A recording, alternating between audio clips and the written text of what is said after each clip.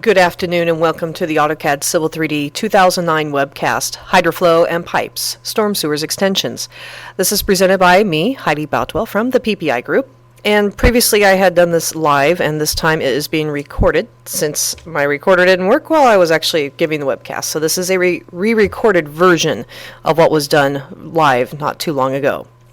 If you need to get a hold of me, as you can see on my PowerPoint slide, my email address is heidib@theppigroup.com. Feel free to email me. Give me a call here if you need to, 800-247-1927. I will be able to email out this PowerPoint slide presentation and the file that we are using for the webcast if you would like to use it and play with it and get an idea of how things are working. Things I'm going to go over today. I have already done a simple network, a simple pipe storm network in Civil 3D, so it will already be created, although you could create one on your own. And I'm going to take this simple pipe network and we are going to export it from Civil 3D using the Land XML feature. I will import it into Hydraflow using the in and out Land XML feature in Hydraflow. In Hydraflow, I will resize the pipes. And then I will export it from Hydraflow and update the Land XML file that I used originally. And then I'll bring it back into Civil 3D using that original Land XML file that was updated from Hydraflow. Other things I'm going to go over is IDF curves and how you set them up in Hydraflow, and how you use the data tool side. There's a little tool sidebar in Hydraflow, and we're going to go over that and how that is used in conjunction with Civil 3D, what it can and what it cannot do. All right, so this nice, beautiful PowerPoint slide presentation is given to me by my coworker, Jesse Clark, and I will make it available so that you can see it. I'm going to just kind of briefly go over this PowerPoint presentation, although the actual webcast did go over the actual usage of the program. So after the PowerPoint presentation, I will go into the program and show you how it is used. First off, you have to create a pipe network in order for this to work. Civil 3D needs its own objects in order for it to recognize the manholes and the pipes and the catch basins, ditch inlets, whatever it may have been that you placed in there. If you start in Hydraflow and then send it to Civil 3D, it will not recognize it because Hydraflow does not create the objects like Civil 3D does. Matter of fact, it just creates information. And it puts it into a Land XML file, and when you bring it into Civil 3D, since there are no live Civil 3D objects to attach that information to, it will not show up in there. And I will show you this a little later. We'll do that after I export out, bring it into Hydraflow. We'll add on a couple catch basins, and you'll see what I mean. So first you need to create a network. And once you create a network, before you create a network, you should always create a pipe rule set that has a little control over your pipe rules, maximum, minimum slopes, some cover maximum for the pipes. Same thing with the storm set. And if you create a profile view after the pipe network is created, you'll note that the profile view will give you the option to add the pipes to it. If you create your profile view before your pipes and your pipe network are created, you'll have to go back into your profile view properties and turn on or do a draw parts in profile view from the pipes pull down menu. You'll note that that is not shown under the profile pull down, it's in the pipes profile menu.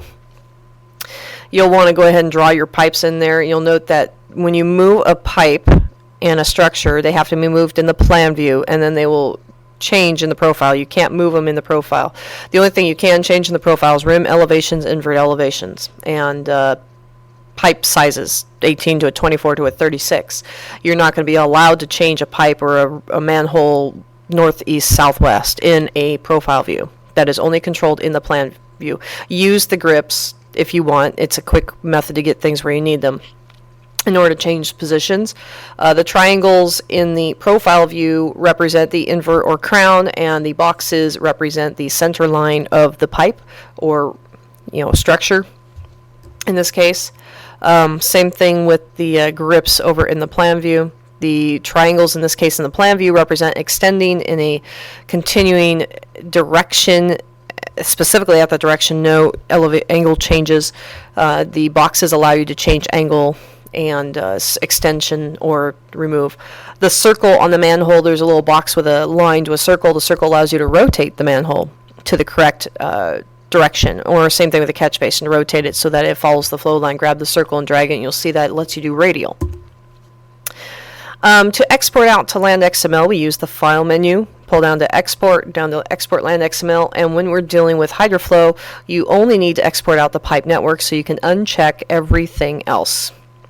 If you want your parcels and some right-of-way lines and your alignment lines to come in, you need to export out the rest of your drawing as a DXF file, as shown here. How to do that: File, Save Drawing As, and change it to a DXF. And then, when you start Hydraflow storm sewers, you can bring in and import in the DXF and import in the XML by hitting the in and out button for XML and import for DXF buttons. If you're bringing in an XML, which I will go over briefly, this is how the file box should look. You're going to have to physically click on the name of the pipe network, /jrc-storm, where it says available pipe networks, and then go over to import options and select the box to check for selected pipe networks. In order to get that pipe network underneath the word available pipe networks, you need to hit that open button after you have already browsed to the XML file. Once everything is selected right, then you can hit import, and it will bring them into Hydraflow. And in Hydraflow, what you see on the right side of the screen where it says data, select a part of the pipe network and click the data button. That brings up the box that you see in the center of your screen, or information about the whole system that is in there. The information below the data button on the right side of your screen, you can add additional manholes, curb inlets, a head wall. There's also a catch basin grate and a catch basin, basic two different types of catch basins. In order to make things work, once you hit the data button, you get things going. You fill in a little bit of information, such as the known flow to start. You have to minimally have the known flow to start at the very first uphill item. So if you have a catch basin on the top of at the very first beginning, before a manhole, the catch basin needs to have some type of flow, some type of known CFS. You minimally have to fill that in. Next, you'll hit the OK button that acts as a return. And then when you hit OK, the arrows that are number 3, arrow through pipe network, will go from gray to blue, and you can start stepping down, or in this case up. Usually it starts at the lower end, the outfall end, or the downstream end of your pipe network. And when you do this, and you'll have to hit OK, give it like a downstream line number, give it some fake known Q, hit OK, and back all the way up to the beginning, and give it a real known Q. Then come back to the very first one and take the old known Q off, then hit OK. And to get out of it, you hit the exit button. You can do pipes. There's 2 tabs at the top. One says pipes, one says inlet and junction. You can hit the pipe, and this is what you're seeing right here, specifically pipe. The next one, inlet junction, talks to you about the actual manhole or catch basin that is there. After you're done with all of that, you can hit the run button. And the run button is going to take the information from the IDF button, and it's going to ask you, well, what would you like to run? And you have choices of analysis with design, enhanced modeling system, a full design capacity only. Generally, check analysis with design, set the return period, and you go down below where it says starting HDLs, and over where it says starting HDL parenthesis feet parenthesis. He currently has one set up for 431.53. There's a pull down if you click over that number, and you can go to normal and hit OK, and it will actually set the HDL where it's supposed to be, and then you can start changing your pipe sizes. And this is what you'll get when you hit OK. You'll get this, and the red line represents your hydraulic grade line, or your HDL. The green line represents your existing grade line. And down below, just above where it says adjust design parameters, is the area where you can mess with stuff. If you click where it says pipe and then size, and where it currently says 15, simply click there. Sometimes it'll light up a little yellow or tan yellow color. Sometimes you won't see it at all. And right next to it where it says 1.0 in bold, that is how, when you hit the arrow, the big blue arrows on the left and right, when you hit the big blue arrows to the left side of your screen where it says adjust design parameters, where that's pointing to, it will adjust that pipe size up and down every foot. You can also do the invert. You can click where the invert's at and change where it says 1.0 on the far right. That's not the right, that's the left. Far left in bold, from a 1 to a 0.10 or a 0.01, and adjust it with the big blue arrows again, up and down, individually. And as you do that, you'll watch your hydraulic grade line change on you, and the pipes and the profile up top will dynamically change at the same time. To toggle through the network, you go to the far right side of your screen where it says down and up and the little arrows. You can go upstream or downstream. That's what that stands for. When you're done, hit finish. But before you're done, and before you hit finish, check out the inlet section and the plan view buttons at the top left of your screen there. In that one box, it lets you take a look at where you're physically at in the actual storm system. And to the right of those buttons are a zoom in and zoom out and zoom extents buttons. So if it's not quite looking right, you can mess with the zooms. You can check what you're using for computing data analysis, printing, and what you physically see on the screen. This is what the inlet section button looks like. You can adjust the design through here. If you throw an inlet out there, that's what you're going to get roughly to start with. You can mess with it. There's a 2D and a 3D toggle. And when you get to printing, when you want to export to DXF, there's what you can do. You can see the hydraulic grade line in red. You can set the pipe from line to line so it prints all of them. When you print reports, it's going to ask you what would you like to print up in the print reports box on the top right. You can select all of them or select none. You can hit preview, and this is the information it's basically going to give it to you in. You can create your own by using a standard or a custom reports with the ellipsis button there by my reports. Finally, after you've made all your changes, you're happy, it's time to send it back out to Civil 3D. You're going to hit that in and out button again. Instead of the import tab when it comes up, you're going to use the export tab. And instead of exporting as new, you're going to use update an existing file. And you want to update the existing file that you used to import in. You'll browse out to it. If it doesn't already grab it, it should grab it. Then you're going to hit the open button. And then you're going to go down to the area where it says existing pipe network. And you're going to select it. And then when you do that, the export button will light up and you can actually export and override it. Eventually it will ask you to save as, and you want to save it over as the same name. Do not save it over as a new name. Okay, and so we'll update the existing XML file. The key here is that if you do as new accidentally and you create a new XML and you go into Civil 3D and you import that new XML, it will bring in the pipes to the correct profile. It'll bring in a whole new network, and it will take your pipes and move them to the center of the rim. It does not hold the invert elevations when you do as new. Now, if you do override or update an existing XML, it will hold the storm network's name or the network's name in general. It'll just override everything in there, and it will keep everything in the invert elevations, and it just changes the information that you changed here in Hydraflow. So that's one key to know if it was done right or not. Take a look at where the pipes landed, and if you have dual networks in there. I'll show you that. Lastly, we'll go back to Civil 3D. We'll do a file import through LandXML. We'll just bring in that storm network. It will overwrite. Now you can delete the old network after it's been imported, but generally I haven't had it recreate in 2009 a brand new network. What I have had it do is update the old one. 2008, sometimes it did create a whole new network like you're seeing right here. This was a 2008 demo, and you have to delete the old one. So it depends on which version you're in. Lastly, you may want to reset your styles. I do know in 09 it held all of my styles. It did not have an issue with this because it brought in a new network. In this case, they have you reset styles. So basically, in the PowerPoint presentation and what I'm going to show you, this is what we went over. So let's get busy and do it the right way. And that was provided to me by Jesse Clark, who's a wonderful guy here, another application engineer. My name's Heidi Boutwell. I've been doing this for 10 years, got a decade on me. I'm designing storm systems for residential subdivisions, for commercials, commercial pads, and highway systems. I haven't done rail, but I've done a lot of things other than rail. I've done the major dikes and whatnot for the Chehalis River area. So I've been in that planning process and done a lot of design work there. I do a lot of storm reports, at least I did a lot of storm reports when I was working in my former jobs, so I know that this program is very important for us civil engineers and civil designers out there that are doing storm reports, and I will say this is comparable to HydroCAD. It definitely way blows by Hyde from King County.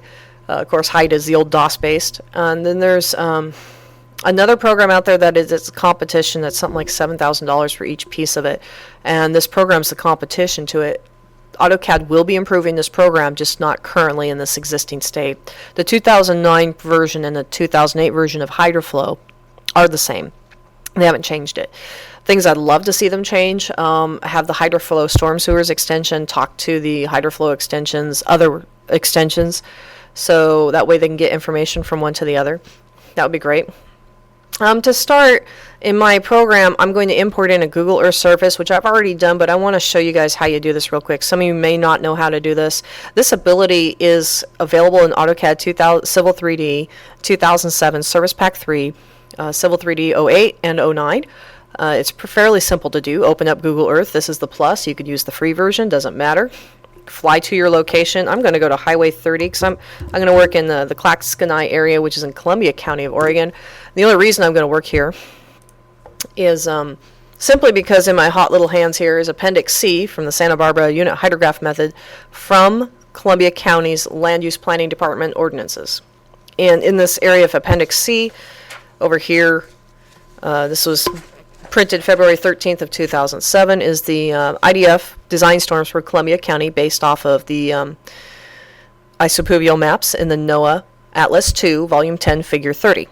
And they're also available at the internet. They give you a location here if you really want to go grab them, but they put them in a nice little spreadsheet format. They're IDFs for St. Helens, Vernonia, Miss, Caboose, Rainier, Clackamas, US 30 and Clackamas or Clatsop County line, and anything above 1,000 feet. So here we go. We got Highway 30. Nice little image going on. I'm over here. I decided to use an area that actually dumped into a river to give me some concept of what I'm doing. Believe it or not, the elevations are not, as you can see, we're down below my screen. It says elevation 25, 23. Elevations are fairly low in the 20s and 30s here. And that's fine. But for general purposes, this is the rough area where I'm using. And I'm going to use. To get this into Civil 3D, I'm going to leave it up and running as is. Bring up my Civil 3D as such, and I already got it in there, but if I was going to do it again, I would do the File menu, Import Google Earth Image and Surface, and that's all I got to do. After it's in there, I can close Google Earth. Okay, so that way it doesn't eat up all my RAM. When it brings it in, it'll initially bring in, and right before I do this, I want to go to my Settings tab,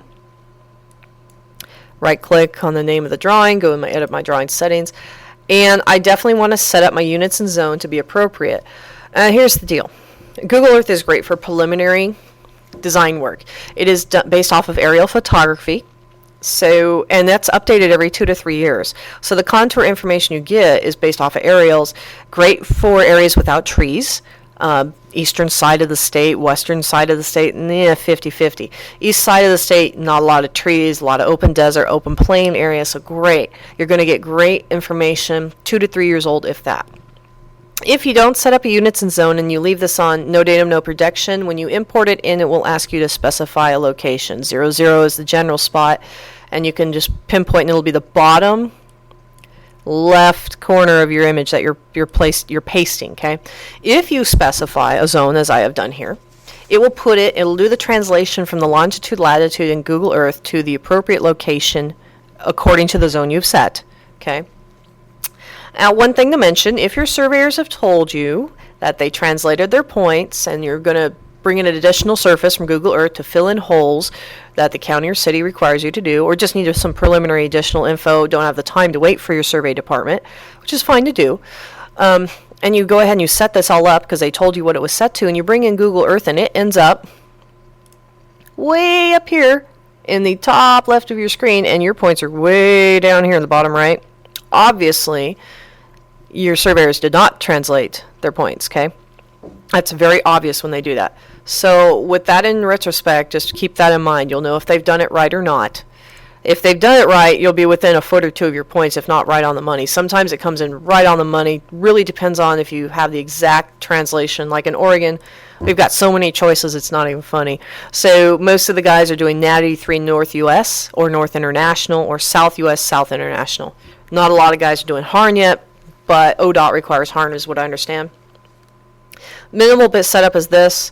Before I even bring it in, I do some object layer setups. This is taken from, and let me mention this now before you start drafting away.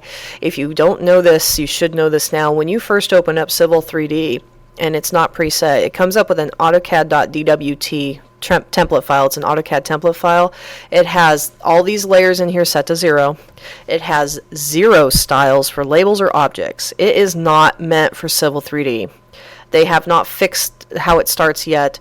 What you need to do is start with by starting to go to File, New, and choosing one of the top 3 if you're using English or imperial units in the United States, or the bottom or 4 to 6 if you're doing metric. Stay away from this AutoCAD.dwt. It has nothing in it. It's very difficult to use. It will not look good. I am generally starting with the LDT one here. Okay, and that's what this one is based off of. I start with, this means I have base styles and extended styles plus a couple additional styles that represent or kind of look like what it did look like originally in Land Desktop. That's what that stands for, like profile styles specifically. Okay, so that's what I started with. Back here on the drawing settings again. Object layers, I will change a few of these so that they pick up the name of my alignment. When I create my alignment, it'll go C-road dash whatever my alignment name is. Same thing with my corridor. And I changed over my pipes to either a C- or a C- utility, like this utility profile. That way they're not all on a storm label like that. Okay, and I've picked up like the profile's name, so it picks up the network names and puts them in the right places. Okay, and then tin surface, same thing here. I've also checked the immediate and independent layer on and off control of display components. This is simply because I want my layer freeze and my layer thaw buttons to work and my layer off and on buttons to work, in not only in my base file, but I want to check this in also my sheet files so that they work appropriately. Sometimes they do, sometimes they don't. In 07, this was very important to check. Same thing in 06. Not so much in 08 and 09, but because I keep to old habits, I still check it. And when I check that back here in ambient settings, it'll show up as yes here. If I say no here, it'll uncheck it on the back side. If I really get sick of my event viewer, which some of you guys I know do, over here on ambient settings under general, show event viewer, turn that to no. It'll stop coming up with errors and reports. It'll just flat out stop coming up.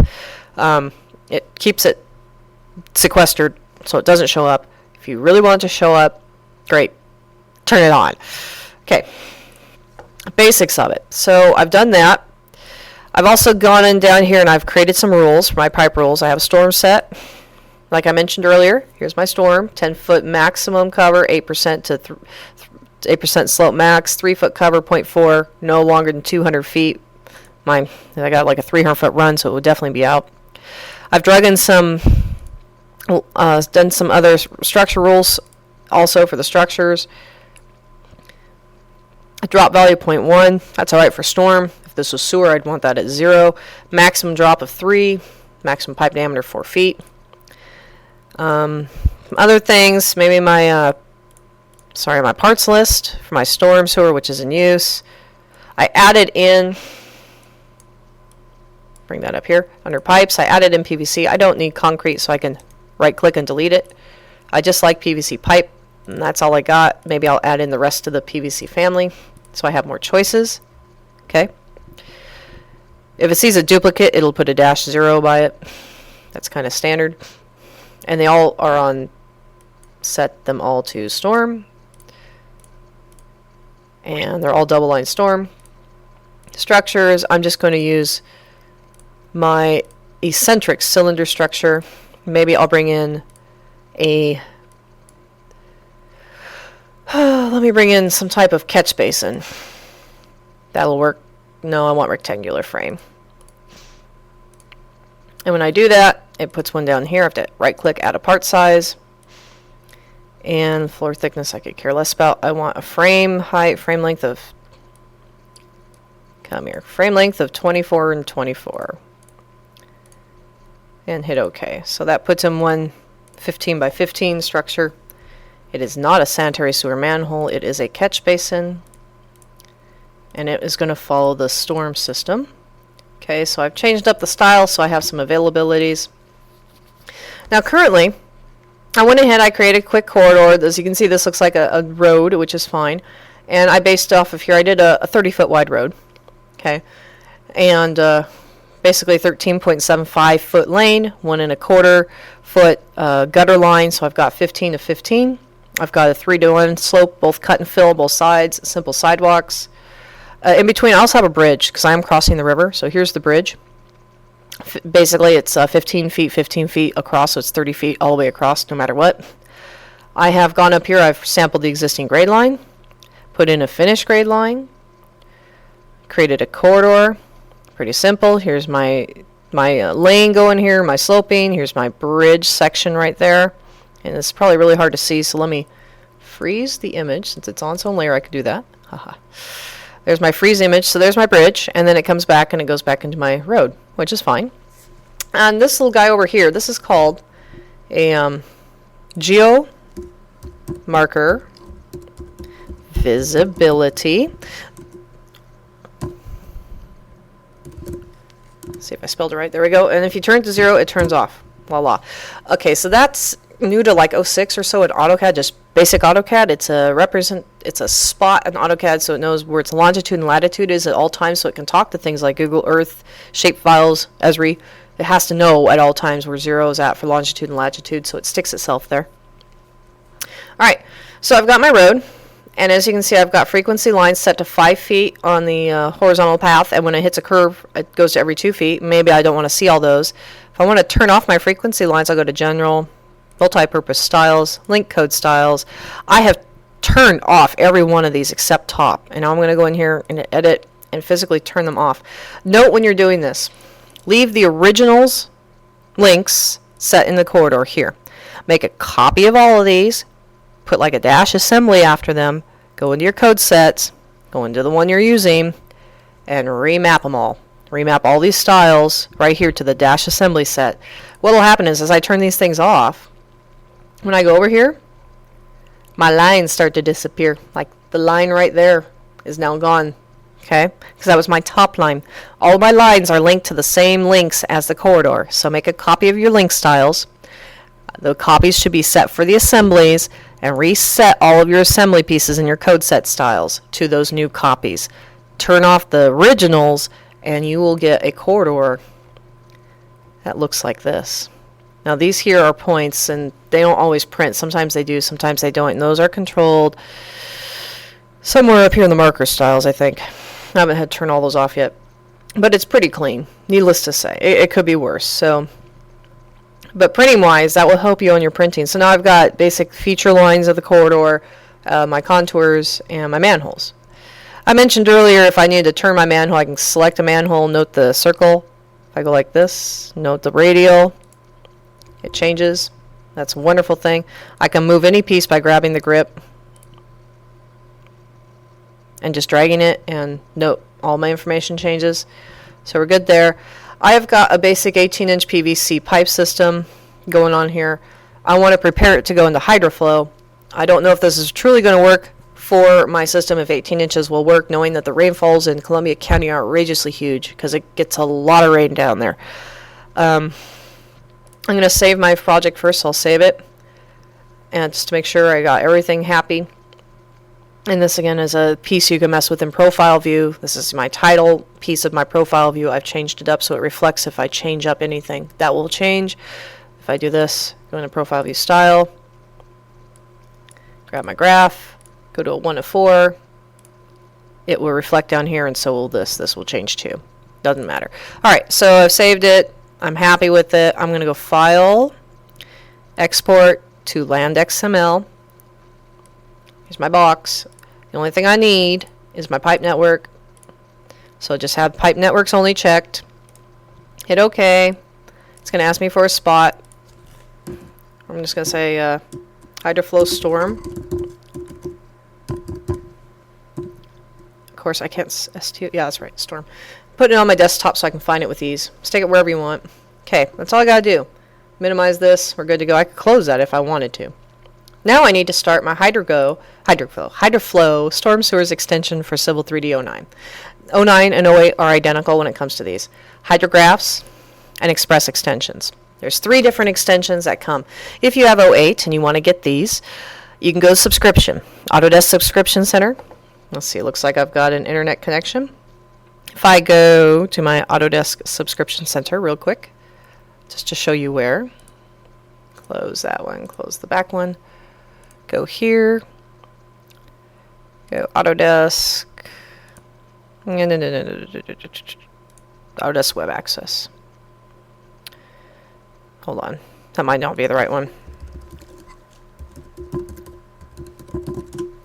Let's get to the right one here. Alright, so if I type this in Autodesk, this is the main website for Autodesk, and for those of you in 08, this is how you get this. go to the website, and if you're on subscription, you go right here. It says subscription member login in the bottom right corner. It brings up another window, and it's pointa.autodesk.com. You can type in your password and your information. Okay. If you get the right password the first time, it won't give you any troubles. If you forget, you'll know. It'll tell you it's the wrong password. Just give it a chance here. Like that one. I put in the wrong password. Just to show you how this works.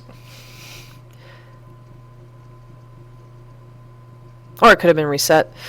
Anyway, so you get here, you type in your password, your information. It gets you to the right spot. The next page, at the bottom of the page, it will tell you or ask you, it'll basically say the very bottom in the center of the page, storm sewers extensions or something like that, browse here.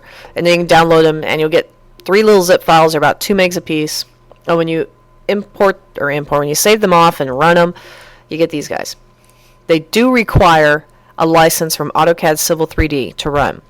So if you're a hydrologist and you want to use these guys, because they're great little programs and they're free, you will have to have Civil 3D 2008 or 2009 installed on your computer.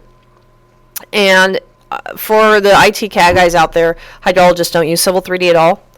So they can simply get rid of the icon off the screen, but you'll need to start the program once and get it to be authorized basically once, and that's it. And then from there, they can run these programs without this icon on the screen. But back to where we were at. Let's start in Hydraflow Storm Sewers Extensions. It's a beautiful little program. You get a plan view, pipes information, inlet information, and overall results. Here's that ellipsis for the custom report editor. Okay. You can open, save, you can make reports. These codes are the basic design codes. Once you set them up once, they usually stick around. You can constantly change them, but for right now, they're going to start the minimum 12-inch pipe, maximum 96-inch pipe, minimum slope 0.4, maximum slope 8, minimum cover 3, match inverts, not crowns. Drop is going to be 0.1. Don't allow smaller. Omit the 21 and the 33 and the 27. We don't need to talk about those. Curb inlet sizes, inlet lengths, grates, 2 foot by 2 foot by 2, structures, information here. It's very valuable information. How it does its calcs. I'm going to go normal. Check for inlet control. Accumulate the known Qs. And minimum time of concentration is usually 5 on a new system. All right, so that's okay. If I want to create my own IDF curves, because everybody has a different one. For the western side of the United States and the eastern side, you can do it this way. You want to go IDF curve, pull down, create new map from data, and go for the western side, Oregon, Washington, California, Montana, Idaho, western sides.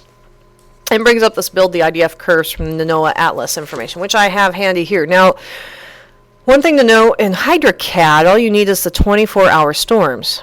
And basically, when you go looking for most of this stuff, unless you really know where to look, all you'll generally find, like what I have here, is just a 24-hour storm. Not everybody posts their 6-hour storm. You'll have to go find it for yourself at the NOAA Atlas, although you can find it.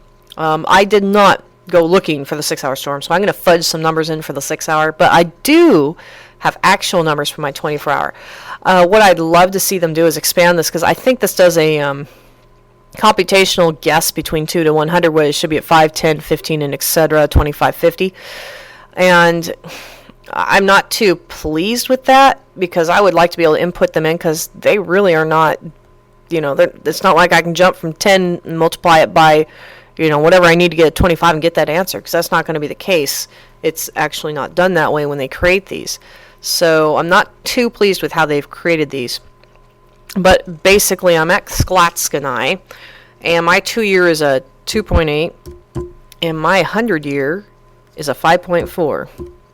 And my average elevation is approximately 30 feet where I'm working. 2-year flow, for the 6-hour, I'm going to take just a wild guess, say 1.1. And my 100-year, I'll call it a 2.8. Okay. I know these are wrong. Like I said, I'm guessing at those since I don't have them with me. But to make the program work, you got to have a 6-hour. If I don't put a 6-hour in there, it will tell me it's not going to work. I'm going to hit OK. It's going to create a table based off of those. It's going to give me an IDF table with the 5-minute, 15, 30, and 60. Okay. And give me coefficients of B, D, and E and such. Now, if I'm doing something major for FEMA, I wouldn't use 100-year. I might have a 25 and a 500-year, and so I just know that my 2 years is my 25, and my end is my 500, and do the figures in between. I can save this as its own individual table. We'll call this the Storm IDF. It's going to stick it on the desktop right now. Okay. All right. Once I get that set, now I have my rainfall chart in there. Now I can bring in, or I can create my own. If I want to create my own from here and try to bring them back into Civil 3D, it will not work. But if I'm not in Civil 3D and I just need to do this for a storm report because this is a project that was done before Civil 3D and I just don't have time to do that, I really don't care. The easy way to start this is you grab one of these items. Let's say I start with a manhole. You get a nice little picture. Drag the mouse to drop. Click OK when done. Click on the screen. Right click and say OK. Puts a manhole there. And my length on line 1 is up here, 50 feet. My angle is 0. Maybe it should be 45. And it will change things appropriately usually. To add something to this manhole, let's say I need to do another manhole. Grab a manhole with a left click. Come over to the end where the manhole is out. Left click and drag.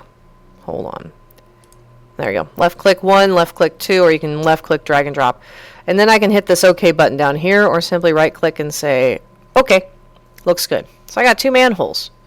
If I need to put a catch basin in here, I can grab a catch basin from the side. Say I do a catch basin down here. Click on the manhole. Let's say I go out here. That looks good. Right click. OK. But you got to go from the starting manhole or the starting outfall and out. And so it's interesting. It has you drop from the downstream side uphill.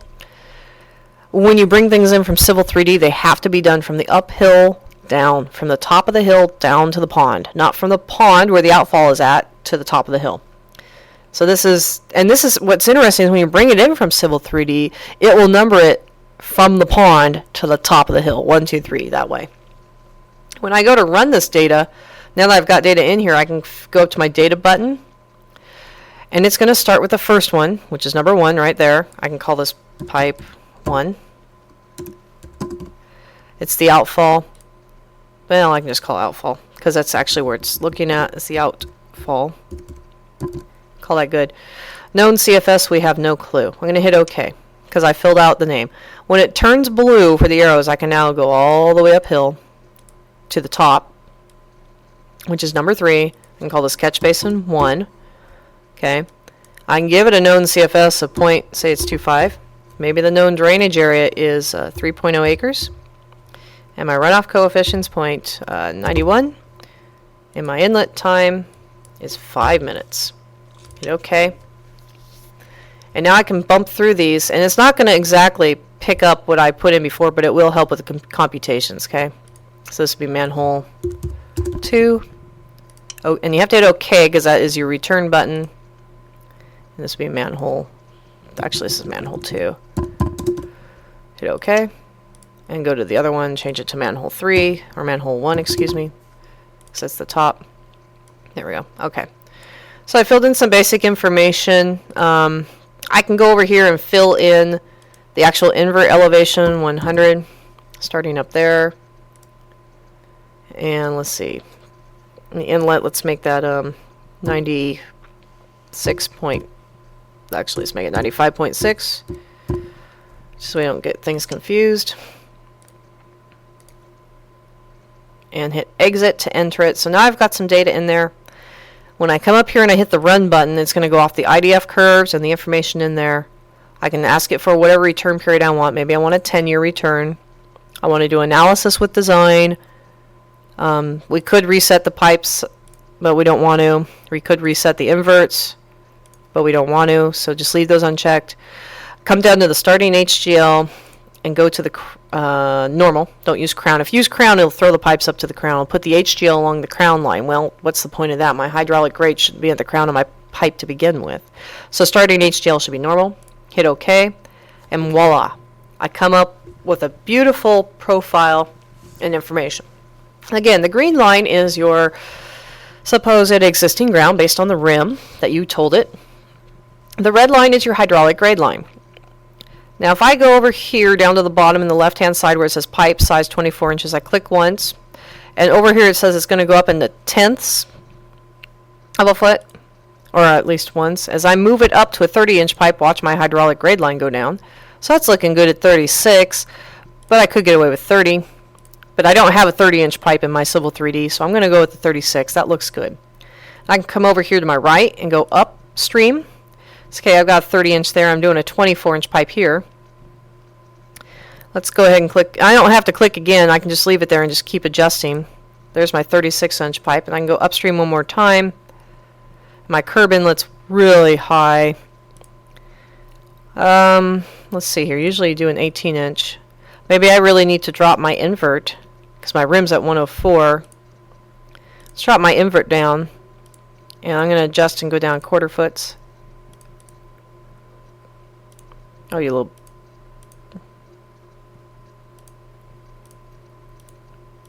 There it goes. I need to drop that up. Go down. I'll start dropping my invert down considerably. As you can see, I'm moving it.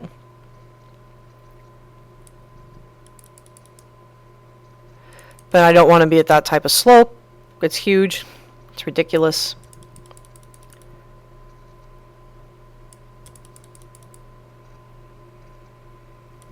I don't want to go that way either. My rim is looking at 103. That can go up. I gotta get that higher. So I'm making some adjustments here so that things look a little right.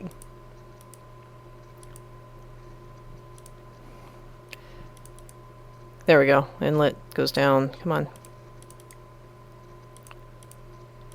So that's my inlet. So as you can see, you can really mess with these things.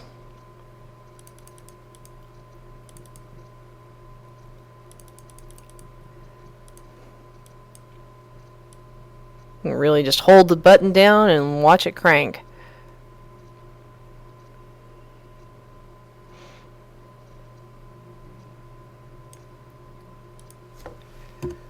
I don't think you can just add information in there.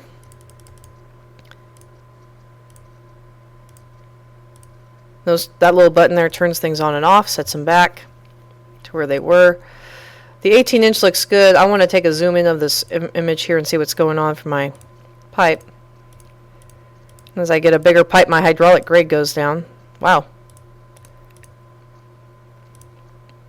And this is a drop curb inlet, so yeah, I don't like that, but well, for right now, for all intents and purposes, that's what we're going to do.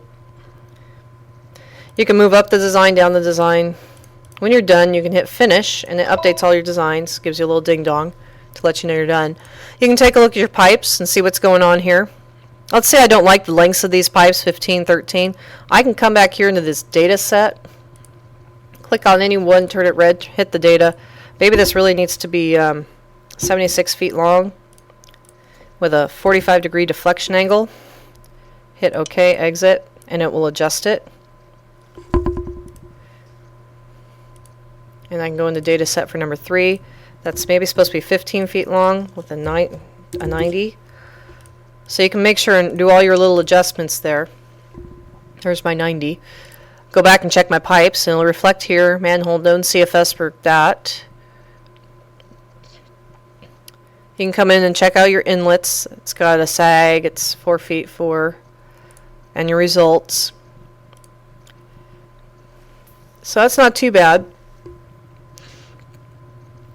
I could hit the DOT summary.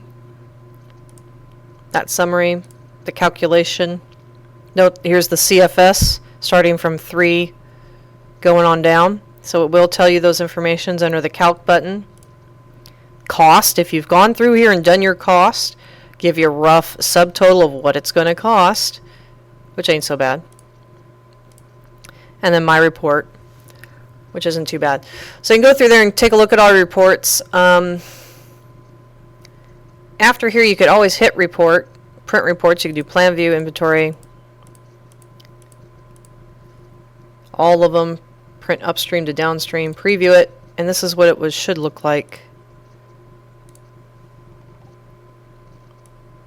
Gotta find it first off. It's probably halfway into the screen.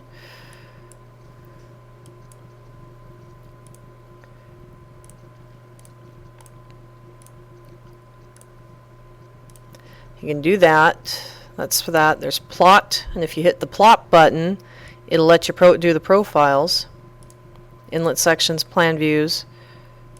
It'll let you show it one at a time.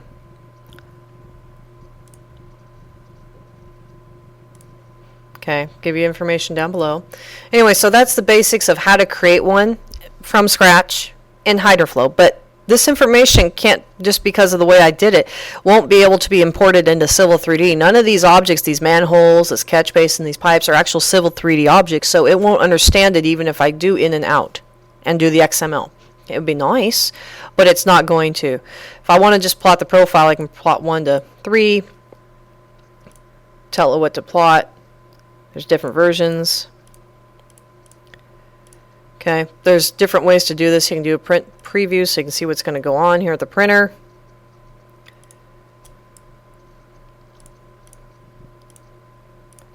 There we go. Back off. It's like, keep backing it off. So that's what it's going to send to my printer right now. That's the, when you're creating from scratch, this works great if you just have some information that was given to you and you just need to make a quick storm report. That's going to do it for you. Now, if I need to put something in here from Civil 3D, maybe I'll do a whole new one. And we'll just call this Storm 1. Hit OK. So here's my report. Note that my IDF table will stay the same. It uses whatever I have. If I go in here and open it, I can go to this Klatska 9 one, hit open. It'll use that one for the IDF up here.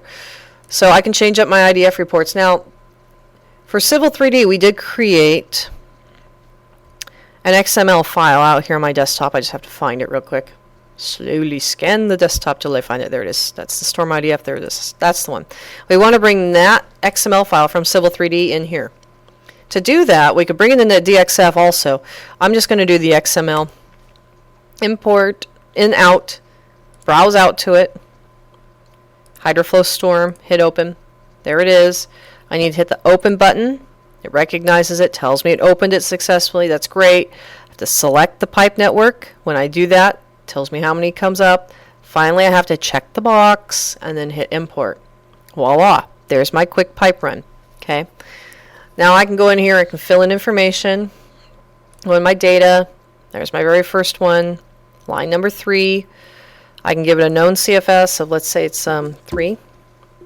Drainage area of, let's say, 1.25 acres. Runoff coefficient of 0.91, time of concentration of 5 minutes, or you could do TR55, which will use Manning's ends, 2-year rain, 24-hour rainfall. That's for the Manning's end stuff, and it'll do the computations for you. So if you do the TR55, otherwise you can just do it yourself. But for right now, that's what we're going with. It did pick up my invert. It did pick up my crowns. Hit OK. That's all I need. Hit exit. So I set one of them up. Okay, and I could add on one catch basin from up here. Go there. Hit OK. Let me check my catch basin information out. Make it 15 feet long. A deflection angle of 90 degrees. Let's say our known Q is actually a 0.25. Drainage area of 0.6 acres. Runoff of 76, and call it 5. Hit OK, hit exit. So that becomes my first point now because I added it. The thing is, when I bring this back into Civil 3D, it won't be there. It'll be very obvious. Here's the pipes, the information. Maybe I should give this thing a name. That might be helpful so we know what it is. That would be the CB1. Okay. Inlets. Drop curves, all that. Let's take a look at what it looks like when I hit run. 10-year storm. Gonna do it with a normal HGL. Whew, man, my HGL is just way up there. And I'm at the downstream end. Let's go all the way to the top. There's my upstream. That's what the up and down buttons are for. I need to start changing up my pipe sizes. I can tell you something ain't right because look at the elevation of that. That is just huge. If I go down, I'm just bringing them up. I'm like, okay, so there's another one. I'm clicking on the 18, using the arrows, bringing them up to 36. Downstream one more time. Clicking the 18, bring it up to 24, 36. It's getting closer. Let's go back upstream here. You mean to tell me that's not big enough?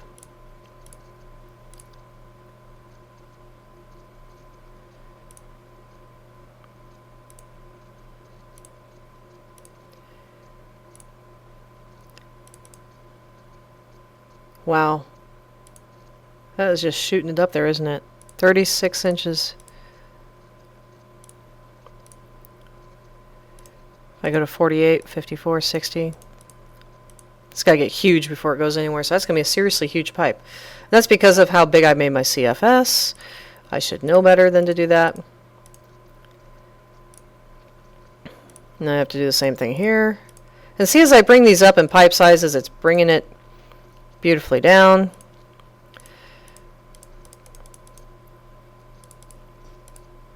So which would tell me if I hit finish here and I'm going, okay, maybe I shouldn't have done that. Maybe I should go back into my data. And maybe it shouldn't be 3. Maybe it should be... Now, as you saw before, if you go to TR55, it'll calculate out the information you need. Okay? You could do a 250 to your rainfall, 0.14. Land slope is, let's say it's 0.6. Sheet flow time. And maybe it's, see here, shallow flow length of 100 feet. Water close slope, 0.8. Unpaved. Compute. And it'll do the computations for you. Okay. And if that's the case, it'll fill in the blanks there. I could put 0 here. Hit OK, hit exit. Let's take a look at this other one. That's at 0, drainage area. It continued it through, which is fine. So we just do user 5 minutes and then 5 minutes. So, okay, exit. Let's do that again. Let's hit run one more time. Tenure.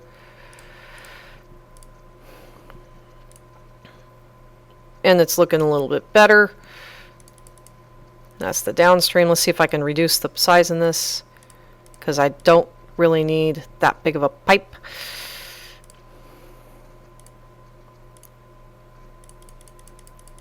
Notice if I go up, it goes down. So it's all dynamic, so as you change things around. Anyways, okay, so let's say we got done. We were happy with what we got. I'm going to move these to a size that we have in Civil 3D, 36 inch.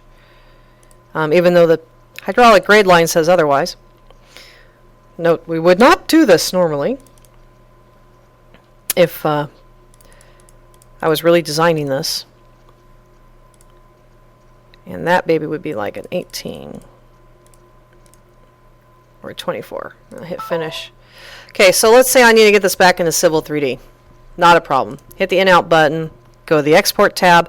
If you, like I said before, if you do as new, it'll screw it up. Go update an existing XML. Hit the Open button. Tells you it opens it successfully. Select the existing pipe network and hit the Export button. The Browse box will come up. Go browse, find the exact same identical file, and hit Save. And you want to replace it, say yes. It'll tell you that's okay, and that's because I added in this catch basin. It'll give you an error if you had the catch basin put on there. Back in here on Civil 3D, File, Import, Land XML. Find the same file I created earlier. Stormflow, hit Open. Lets me know I'm going to bring it in. Hit OK. Give it a second. And if I come over here,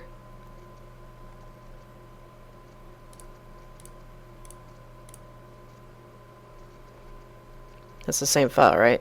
Ooh, did I change the file name? I may have changed the file name without realizing it. File. Let me recreate this really quick.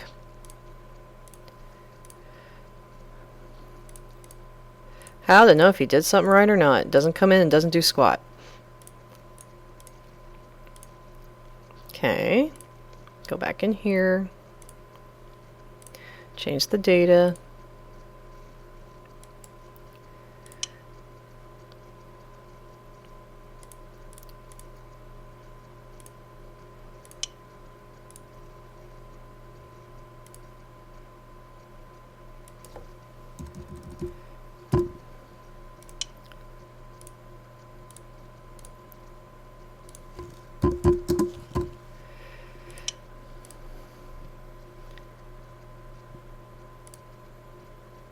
I'm just running this, rerunning it really quick. Starting normal.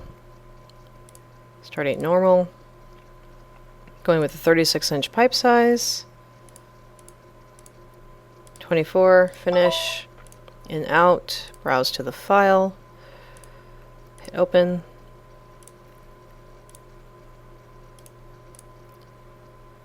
Browse out to the file name. Replace it.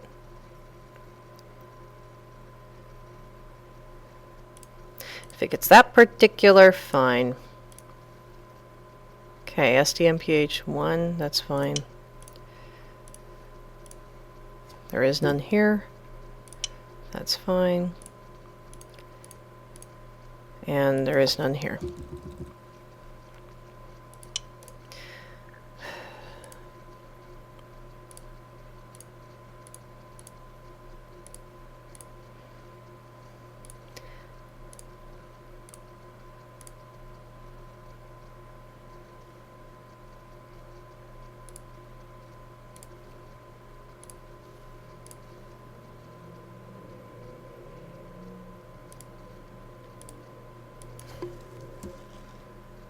I'm making some changes here to see if I can get it to work.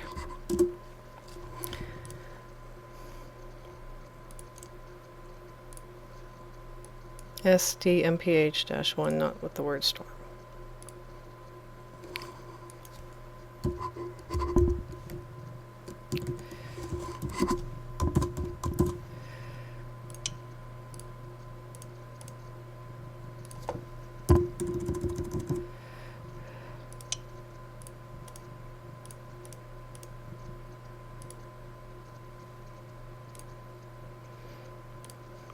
And sometimes it does get picky.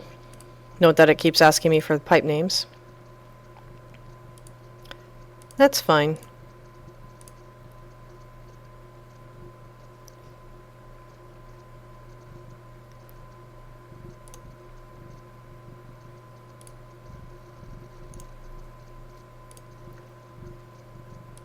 SDMHP-1, parenthesis 1.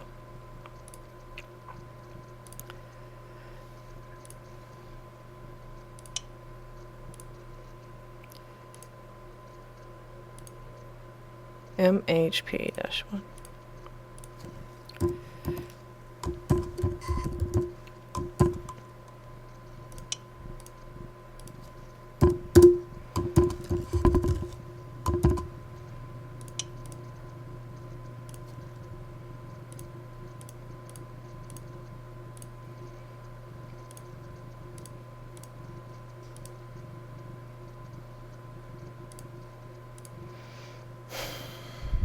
And when all else fails, just start over. Ah, how frustrating. Storm 1. Okay. Bring it in. It is picky today. Bring it in, open it, land.xml, pick it. Yep, import it in. Don't change the names. That looks fine. Use TR55. Full length of, let's say, 250. Picks up that land slope of 5%. Compute. 100 feet. 2%. Unpaved. Compute. Exit.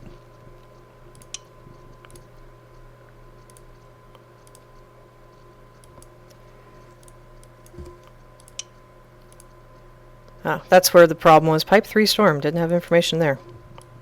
It didn't know what to do. That's fine. So we get it there, get it to run, compute the tenure, do the normal. Needs line 3 has no flow.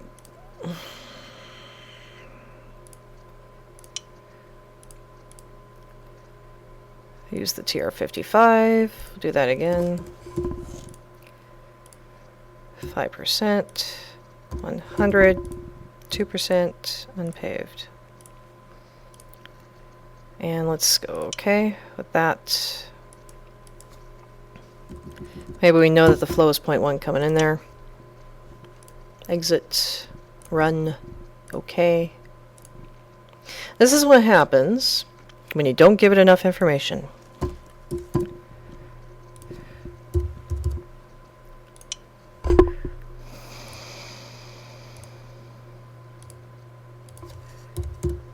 .91. There are some minimal factors you do need to fill out to make sure it works. Most definitely.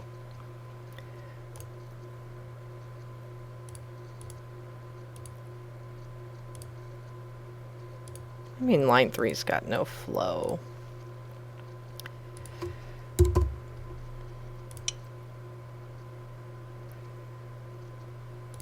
Should have a flow. Try this again. Normal. Okay, there it goes. Okay. Hey, look at it. Looks even better now. The things it takes, I tell you. Okay. From here we can go up in size to 24. Go upstream. 18 looks fine.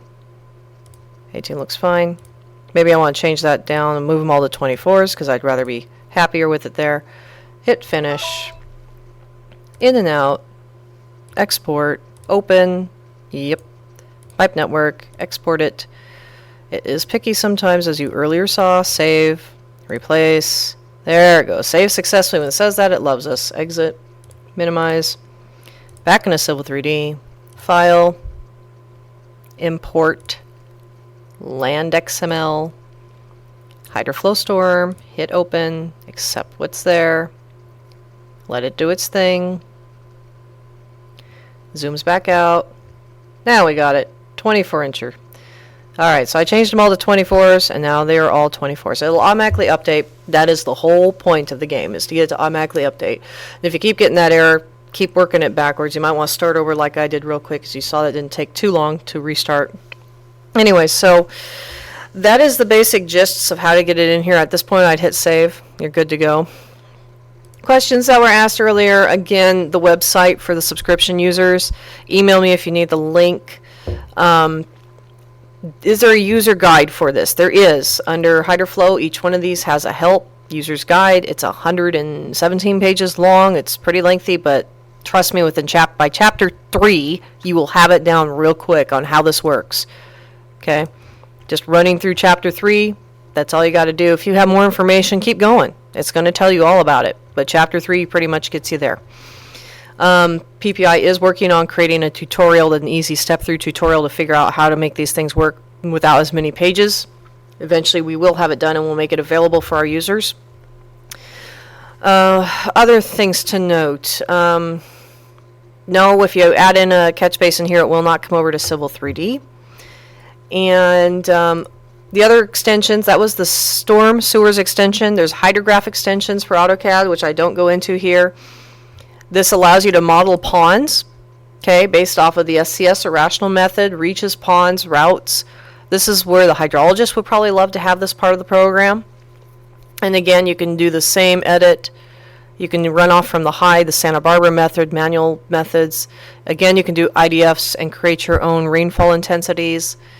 So those are all there.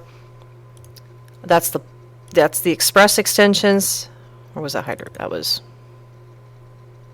hydrographs. Ponds is hydrographs. Express extensions allow you to do culverts, channels of different shapes and sizes. Fill in the information in the column. Hit run. It gives you the answer down below here. Okay, down at the bottom on the right-hand side of the screen, there's different inlets. Grate and gutter, raised gutter. These are representational of what's in the storm sewer extensions. So if you want to know what they really look like, here's a great representational of them. Okay.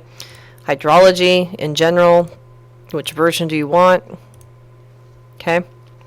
Weirs. All sorts of little weirs. Love my weirs. Okay.